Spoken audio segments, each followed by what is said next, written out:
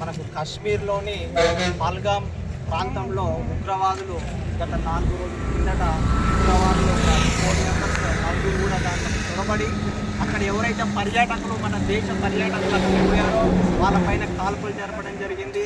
దాదాపుగా 28 మంది అక్కడ మృత్యువాతకు గురైనారు. వారిలో దాదాపుగా 28 మంది కూడా హిందువులే ఉన్నారు. అలాగే ఒక ముస్లిం అనేటటువంటి వ్యక్తి, ఒక ముస్లిం కూడా వాళ్ళ ప్రాణాలను కాపాడడానికి అడ్డుపోయి తను కూడా ప్రాణాలు కోల్పోయాడు.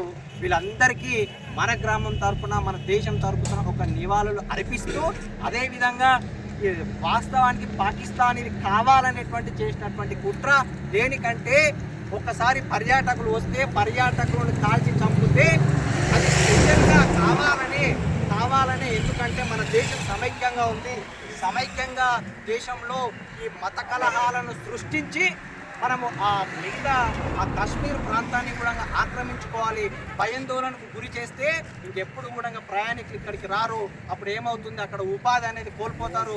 అందరూ మూటగట్టుకొని పోతే మనం ఈజీగా దాన్ని ఆక్రమించుకోవచ్చనే ఉద్దేశంతో అది కేవలం మన దేశంలో ఉండే సమైక్యత మీద దెబ్బ కొట్టడానికి ఎంతో మత సామరస్యంగా నివసిస్తున్నటువంటి భారతదేశం ఆ దేశంలో మత కలహాలను సృష్టించి మన యొక్క బలహీనత పైన దెబ్బ కొట్టి మన దేశాన్ని వాళ్ళు నాశనం చేయడానికి ఒకే ఒక కారణం, కేవలం మన దేశంలో మతాన్ని రెచ్చగొడితే వాళ్ళకు వాళ్ళు కొట్టుకొని చేస్తారు.